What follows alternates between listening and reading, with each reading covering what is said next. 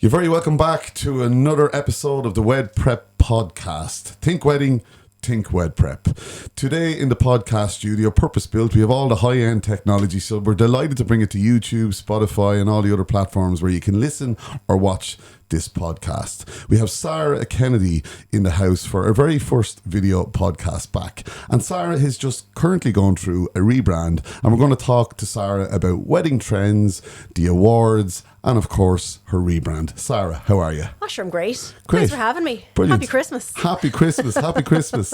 And we're heading into January, which is the mad season. I know. And look, do you know what it is, right? We all know that obviously you're on the band side, so you're gigging, so you're like in a really busy week because weddings are physically happening, but we know the most of the engagements of the year are kind of happening around now.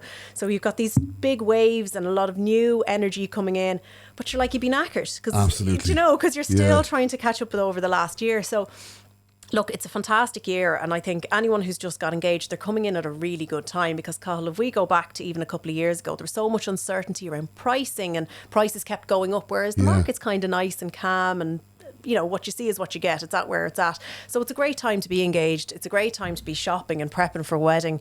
What more do you want? And what is the drive around Christmas time? Obviously, it's a kind of an emotional time of the year. Is what drives people? Do people actually is it engagements that happen, or is it people go, God, I better get planning? Because January, as we all know, suppliers and venues. It's both. So you've got two waves, right? So if you think about the way it works, and this is just purely because what I remember working in venues, because you'd be preparing for each of those cycles when people want to come and see you, which is the first thing that you would book when you go. And like it runs concurrently with the jewellers.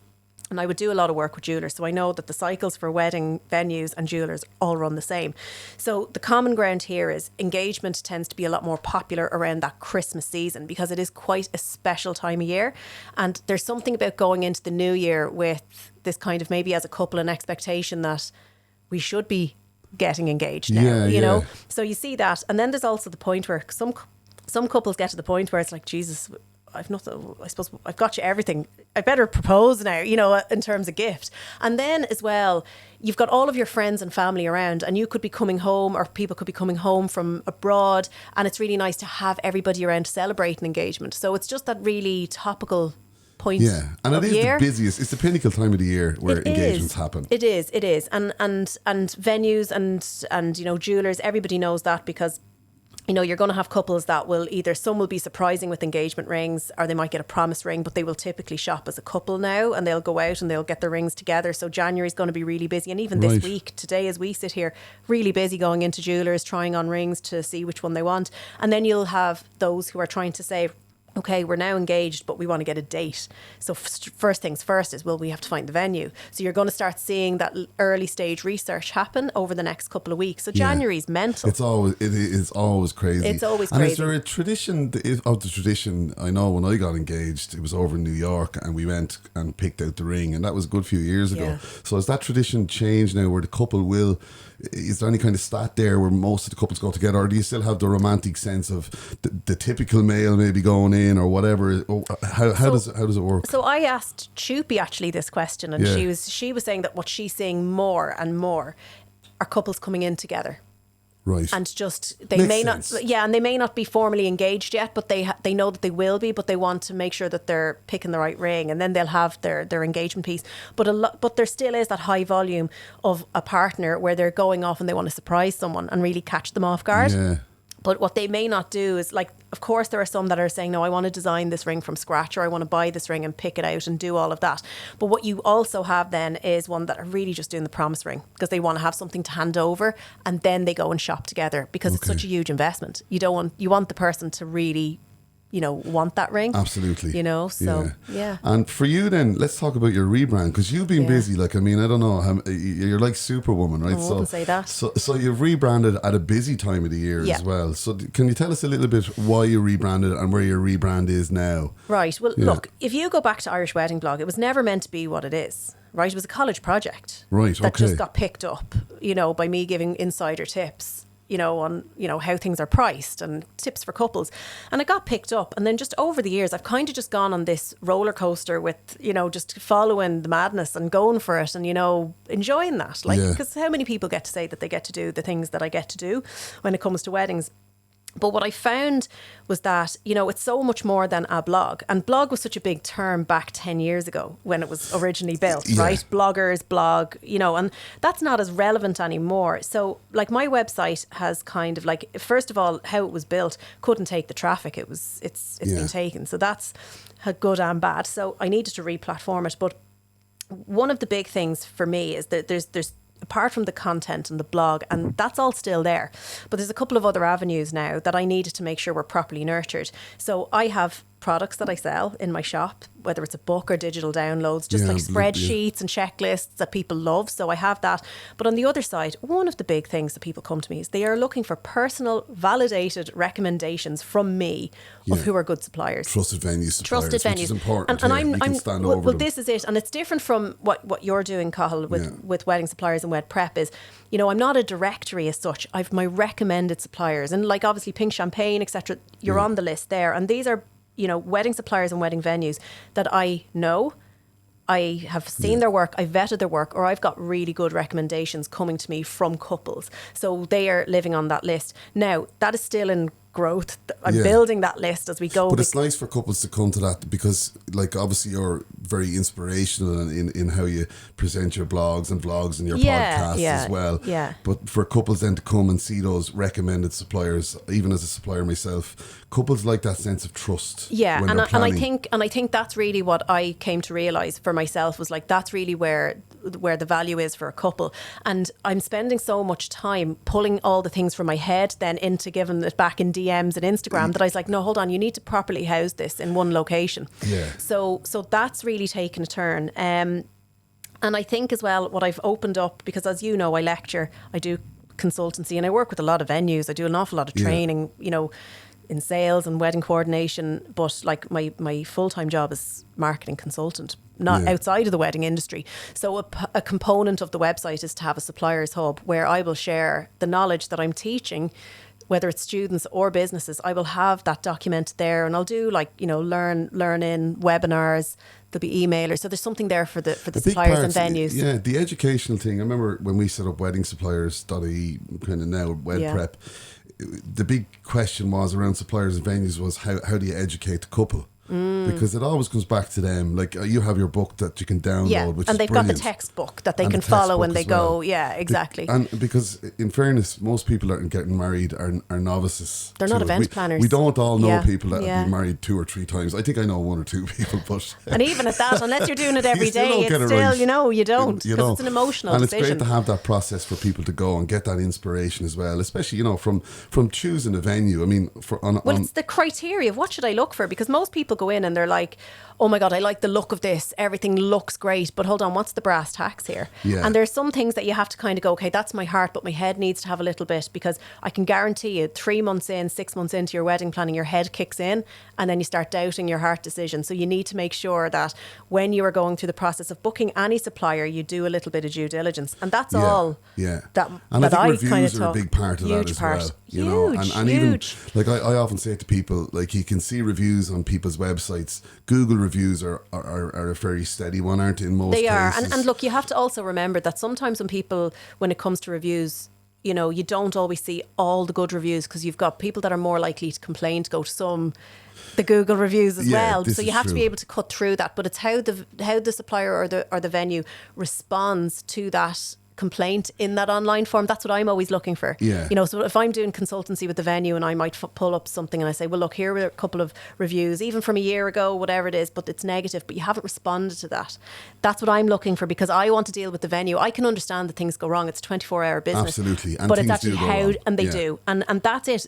Do not be misled to think that your wedding will be perfect. Or a misunderstanding. Absolutely. That's the other side of it. This is it. People are taking up so much information, for everything to meet expectation is phenomenal, but it's how people go to solve the problem, to make sure that everything was all right in the end. That's what I'm always looking for, because it's not a deal breaker if something went wrong for somebody else. And sometimes if you see 5-star reviews across the board, you could sometimes question that. Sometimes, which is all brilliant if that's what you get. But surely there is, like, if you even go to look for a hotel, Jesus, you're going to see something, on booking.com and reviews where it just didn't meet expectation. Something. Exactly. And that's just how it is. But look, you know, for me, reviews really important, and like, and I think that's the thing for couples is that just do your homework.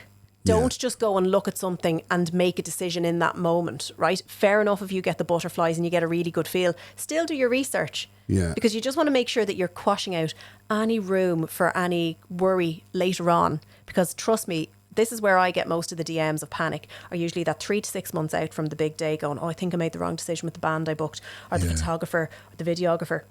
And I have to talk that couple off the ledge, and maybe, and in some cases I'm like going, well, it doesn't sound like that's the right supplier for you. Is it too late for you to move if you're worried at this stage, you know? What would be the trigger point for someone to think they got the wrong supplier? Would it be maybe a communication breakdown, someone not answering emails quick enough? Or so this is what happens. They're love bombed at the start. Yeah.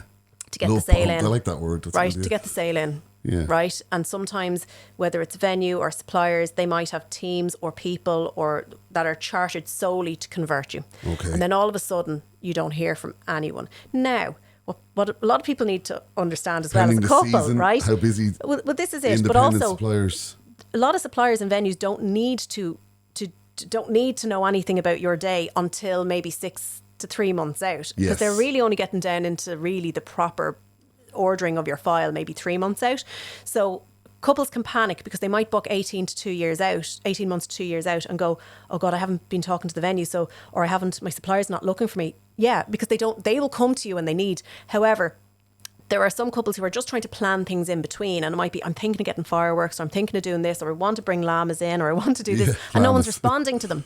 And that's when it all starts to break down, and they might get a shitty response for someone who's under pressure, who's answering on the go on their phone, which is, to any supplier, don't, while you're at a wedding and you're on the go, don't be trying to do your admin. Have admin days where you can really put your energy into it, because couples are hanging on your every word as a supplier. So how you respond, you're meant to be my best friend in my WhatsApp group here. You know, how are you responding to me? And I think no matter what we say to couples, you say, look, don't stress it. It's nearly impossible. No, because you're consumed. And you see, a lot of the time, people are making decisions when they're planning their wedding, you know, about, I might buy that bit of decor there on Etsy. They want an answer to know, can they do that very quickly? And they don't always get the answer that they want. So there's an impatience kind of builds with that. So look, it's catch-22, but I think there is that piece of, like, you know, wedding suppliers and wedding coordinators, they are also in the moment doing a wedding.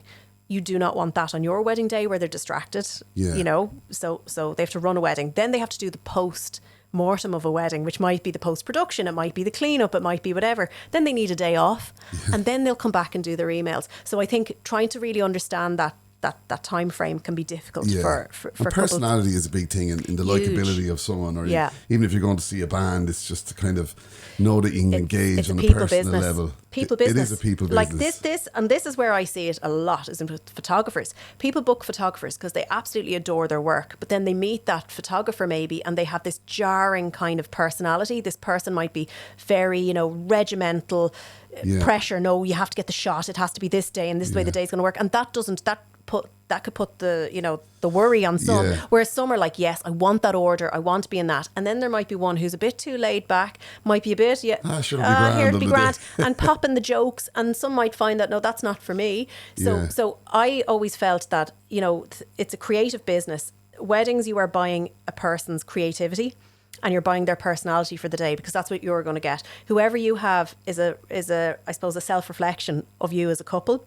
So you want the right people behind you. So I would never book anybody that I haven't met or had a really good phone call with when it came to my suppliers, whether that's cake, that's interesting. florals or anything. Like my photographer was Roz from Couple Photography. Yeah. Like I worked with Roz in doing shoots for hotels, and I just knew she was bonkers mad. And I was like, that's what I want in my morning. I want the crack. Yeah. And I want someone who's just going to be, just bring the fun, and that's what I wanted. Whereas I know other people would be like, I want this very regimented order, I want my day, and I want this certain amount of output, and I want X, Y, Z, and that's for them. So it is a personality game, and that's why you have to do your research. Would the question be, though, going back to being a novice getting married, because that's what you are ultimately, you have to go through this process of planning. And you know, whether you're building a house or you're planning a wedding, they all kind of fall into the same category ultimately. They do, no, there's a lot of planning in it. A lot of planning in it. But does the question bear that a lot of people, when they get engaged, they don't know what they want, even though they might think, "Where look, I want this photographer that's regimental, or I want this." This is the number one error, isn't it? You have all these ideas, and you just start acting on those ideas rather than actually taking a step back and going, "Okay, what's the big picture?" And spending a good portion of time actually going, well, what's the vision here? Like, what does the end result of the day look like? And actually getting on the same page as your partner to go, does this look like what you want? Because Jesus, I don't know if you've been in those rooms with couples where they're killing each other in front of you, and you're like, I really wish you had this conversation before you were sat in front of me. But you know, it's doing that work at the start, and even if that's through Pinterest or whatever visually helps you kind of get an idea in your head, mood boards or whatever works, drawing, words, whatever, like whatever is your outlet to, like, we don't have to engineer this. It could be bullet points of like, these are the things I want.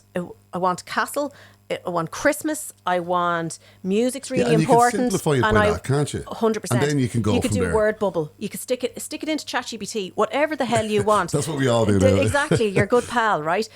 So get it like that, so that you go, right, that's my laser vision of what I want, and go and look for what does that look like and shop that. And maybe you might go, after shopping for that a little bit, go, no, that's not what I want, but I can tweak it and tailor it. And now I know. And then you're saving yourself so much feckin' time. So if you think about it, there's couples out there that are going to go visit about 10 venues.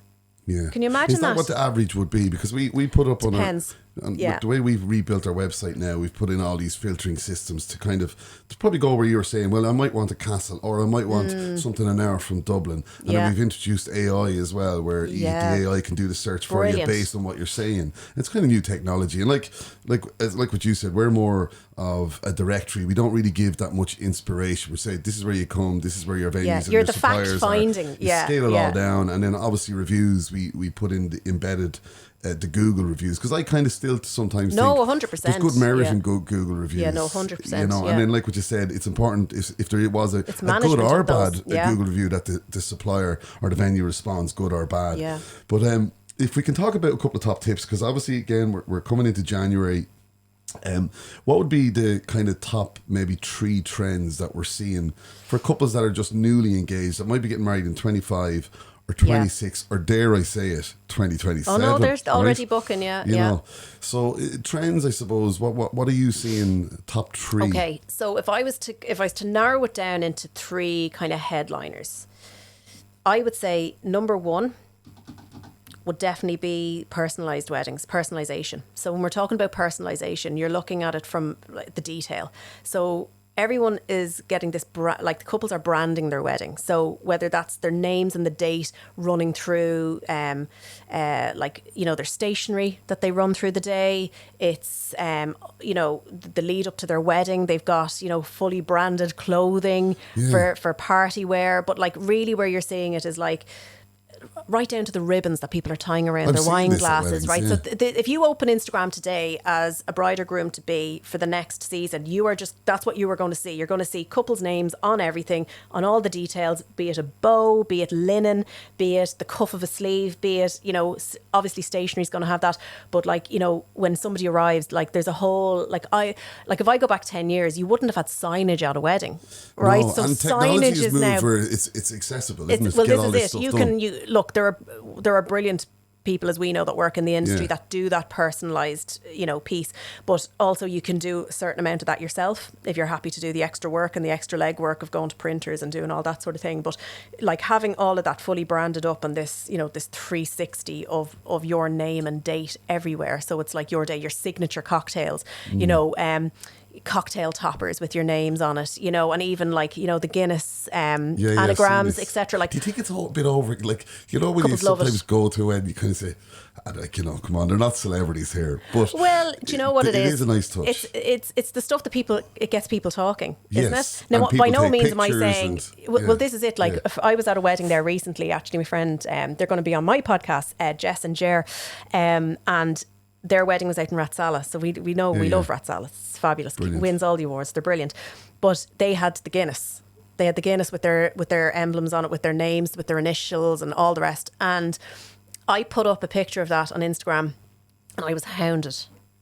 days. How can I do this? Where did you get that? Where did you get Right. that? Where did you get them? Like, okay, so I had to go to the bride and groom, go, where did you get it? And all the rest. So like people love those little quirky bits that they can do. Now, I'm not saying everybody's going to do every single piece of it. What they might do are pockets of it. Yeah. You know, but like Yeah. you even see it, like, you know, with the bridesmaids proposal boxes and they're all fully branded up. Like there's all of that as well. So you're seeing a lot of that. And is it all necessary? Absolutely not. Is it in your budget? If it's not, don't do it. Don't do it. Right. Yeah, and there's a certain amount of this you can DIY, right? So Yeah. that's number one. Another trend we're seeing is the 2 weddings. So the 2 weddings are, okay, so we know that there's day 1 and day 2 weddings, and the kind of the day 2 has almost 3, day become, 4. and then the 3 and the 4.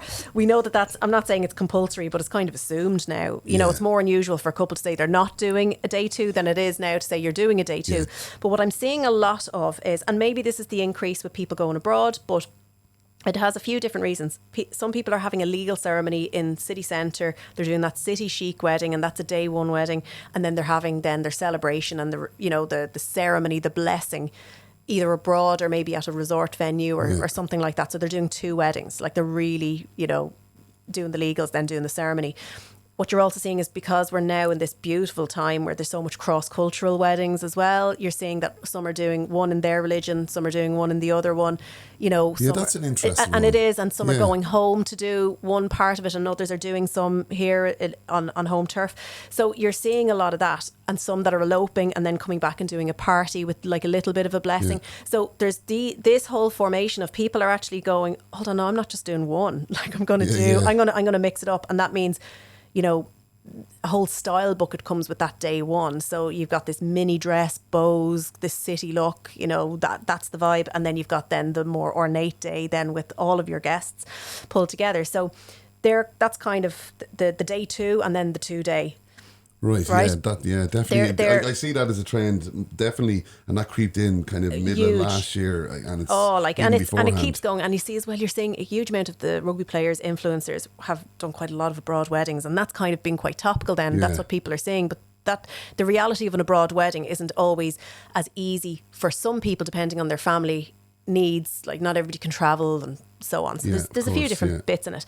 Then a third one I'm seeing a lot of is, I suppose, a little bit more consciousness about buying right, buying local, being more sustainable. Sustainability is huge. And I'm seeing that, okay, so not every couple is saying, I really want a sustainable wedding, but what they're trying to do is make better choices as they go. And what you're finding is actually there's a lot more venues in particular and suppliers that are trying to actually position themselves to say, we're going to do, you don't know you need this yet, but we're actually going to be ahead of the curve and we're going to do a really sustainable setup. Like if I was in Hotel Doolin recently, and their beautiful venues, they've got the barn that they did up, and it's unreal. Like it's some structure. They're almost fully sustainable, or so there's something going on exactly there with, the first net zero. But if you go out to that barn, that's fully, the full roof is fully equipped with solar panels. So 35% of the energy that the hotel needs, 35% is what a wedding needs, right? Of their total energy that's consumed in the venue, and that's all generated through solar panels. So your whole wedding is generated off the grid. Wow, yeah. That's phenomenal. And everything is, 10 mile radius to 20 mile radius, farm to fork. It's all, locally sustained, and they really lean into then their local supplier network, and so and a lot of work in that. But actually, once you get it right, it's a really enriching experience. And I think there's a lot of couples that are looking for that kind of feeling of fresh air, and they're looking for people that are doing good things. They may not proactively look for it, but when they see that's what they do and that's the vibe of that venue or supplier, they're like, actually, I'm a little bit more bought into it. Right down into even buying engagement rings. So many more going for lab-grown diamonds because, they're cheaper, which is brilliant. Yeah. You get more bang for your buck, but they're just completely ethically sourced, So, and made, you're not mining through, whatever. So it's, so I'm seeing that as a really core trend of what couples are really looking for in terms of what's swaying their decision making. Yeah, and that's not going to go backwards. It's only going to keep going. No, we haven't even scratched the surface. Yeah, when you think about it, in the volume of venues, etc., like it takes more than just a couple of polytunnels to be, Yeah. ecological or sustainable. There's a huge to mountain to pretend go. that you're being part this of is it. But and look, any step is a good step, is what I would say. It's not always easy to just completely transform, and you need expertise to help you with that. But I think that's really helping couples go, do you know what? We are putting a lot of money into the day. At least we're doing something good. And even I'm finding a lot more couples going for like the charity donations instead of favours and just things like that. I really think that's a lovely nicer idea. touch. Yeah, Just to have, really nice. Of every part of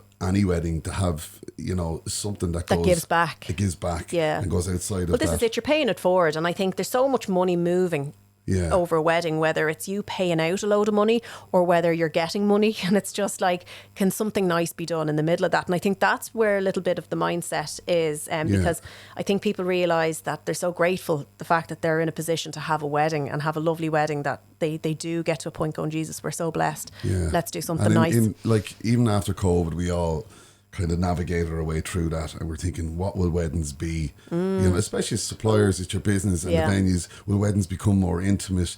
What will happen? There's definitely no doubt being some change, but I think Irish people, they do weddings really, really well. But they like a good wedding. They like a good wedding. Solid, that's the one thing. When we talk about intimate weddings, like, we're only talking about maybe 40 people less being invited. Like, do you know, like, there's still that's the stat. Like, well, this is it. If I go back to kind of the average size of a wedding, back, I don't know how many years ago, pre-COVID anyway, it would have been in the 160 to 180 mark. We're now like kind of 140. Like, it's not that bad. It's not an intimate wedding, you know. We think intimate weddings are 20 people. And there still is that. And that's where that two session wedding is coming in, where somebody's doing something on one day with 20 people, but then they're doing the 140. I was at a wedding recently in Dargan. Oh, Castle Dargan in Sligo. Fabulous. The couple had a kind of a family and closely knit friends the night before in Markree, which is only down the road. So the big dinner there, and then the day after they brought in all their friends, and it was another big session. The band were on, and it was brilliant. It was just a bit more easy going as well. Like, the people that went, we didn't have to go to the ceremony, and the day was actually shortened in some ways. And it was kind of But as well, it's kind of like the couple are getting quite a good stretch of it, that they can ease into it and actually feel like they've seen absolutely everyone and given everybody the attention at that piece of time. Yeah. And that's look, and we could speak all day about this, about the speed of the day, and trying to give everyone that time is another one. But for you, what would be your top tip to the newly engaged couples now that are kind of, let's say, flying blind? And I suppose the first thing they need to think about is their venue. And obviously, most people work on family recommendations, or they've been to a wedding or a venue. I mean, what would be the top tip in the journey process to try and take away some of the, not the worry, but the stress or not knowing? So I think your wedding planning is a step-by-step process, right? And it's not a race either, right? Yeah. You may feel you're under pressure because, we have to lock the date in, or you may feel like, oh God, they've opened up their 2027 book. That means if we want to get married in 26, we have to book now. You don't, right? That's great. The panic in the market is not there. I am working with suppliers and venues day in, day out. There is no distress on dates. No, right? No, definitely there's not. not. You are not under panic to do anything. Take your time. Venues and suppliers will hold your date provisionally for anything from 2 weeks to a month, depending, until they need a deposit in. Yeah. So take your time. And I always just say, shop the market. 3. I always try to say, narrow down to 3. So you're comparing 3, and then pick the one that's really sitting with you, that's sitting right with you, that you really trust in your gut, and, financially it makes sense for you, or, you're going to be, really looked after very well. Go and do that. Always shop around. Right? Now, there are going to be some that before you even got engaged, if I ever got married, I'm having pink champagne, or because I saw them at a wedding. That's fine, right? Because you've experienced it, you've seen it. You're not going to have buyer's regret here. Yeah. This is where you are now going to say, right, I have a venue and I could be potentially spending anything from 10 to 20 grand with this venue.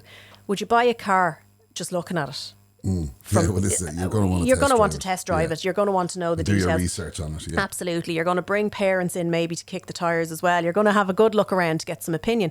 Now, we don't want too much opinion either, but just really have that sense about it when you're shopping, and actually remember that, yes, this is an emotional decision, but you have to have sense in it, right? Yeah. And that's slow down. There is no panic. And also the big thing is keep the ideas to yourselves between just the two of you, because as soon as you open up that can of worms, we're thinking of this and we're thinking of that. That's a really good It's tip. just, everyone has an opinion. Everyone has an opinion. And they're just going to start kind of...